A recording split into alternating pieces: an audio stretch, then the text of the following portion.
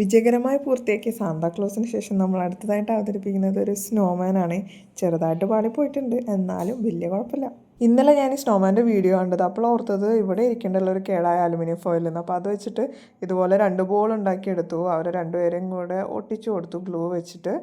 ഇനി നമുക്ക് ടിഷ്യൂ പേപ്പറാണ് വേണ്ടത്. ടിഷ്യൂ പേപ്പർ ഒട്ടിക്കാനായിട്ട് നമ്മൾ ഫെവിക്കോളും വെള്ളവും കൂടെ മിക്സ് ചെയ്ത് ടിഷ്യൂ പേപ്പറും കൂടെ വെച്ചിട്ട് അതിൻ്റെ മുകളിൽ കൂടെ അടിച്ചു കൊടുക്കുക.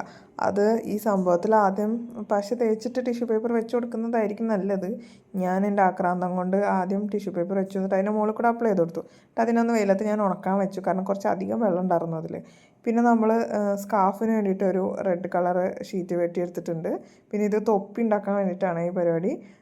ഇതുപോലെ കട്ട് ചെയ്തെടുത്തിട്ട് ഇനി അതിൻ്റെ താഴെ ഒരു വട്ടം കൂടെ വെച്ചിട്ട് ഈ കുഴൽ പോലത്തെ സാധനത്തിന് അതും വെച്ച് കൊടുത്തു. അപ്പോൾ നമ്മൾ തൊപ്പി റെഡിയായി. അപ്പോഴത്തേനും സ്നോമാൻ ഒരു വിധം റെഡിയായി വന്നിട്ടുണ്ടായിരുന്നു. അപ്പോൾ അതിന് നമ്മൾ സ്കാർഫ് വെച്ചൊന്ന് ഒട്ടിച്ചു കൊടുത്തു.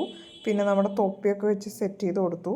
പിന്നെ കണ്ണ് വാങ്ങിക്കണ കണ്ണ് ഒന്നും ഇവിടെ ഇല്ലാത്തതുകൊണ്ട് നമ്മൾ ഒരു കടലാസിൽ കണ്ണൊക്കെ വരച്ച് വെച്ച് കൊടുത്തു. പിന്നെ ഒരു ഓറഞ്ച് കളറ് പേപ്പർ എടുത്തിട്ട് അതൊന്ന് കോൺ ഷേപ്പിലാക്കിയെടുത്ത് ഒട്ടിച്ച് കട്ട് ചെയ്ത് ഒട്ടിച്ച് കൊടുത്തു. ഇനി ബട്ടൺസും വെച്ച് കൊടുത്തിട്ടുണ്ട്. അപ്പോൾ ഒരുവിധം സ്നോമാൻ്റെ ഷേപ്പിലൊക്കെ കിട്ടിയിട്ടുണ്ട്. എനിക്ക് സത്യം പറഞ്ഞാൽ ഇതിനെ കാണുമ്പോൾ ഒരു കിളീനെ പോലെ തോന്നുന്നത്. അങ്ങനെ നമ്മൾ സാന്താക്ലോസിനൊരു കൂട്ടായപ്പോൾ വീഡിയോ ഇഷ്ടപ്പെട്ടെങ്കിൽ ലൈക്കും സബ്സ്ക്രൈബും മറക്കണ്ട.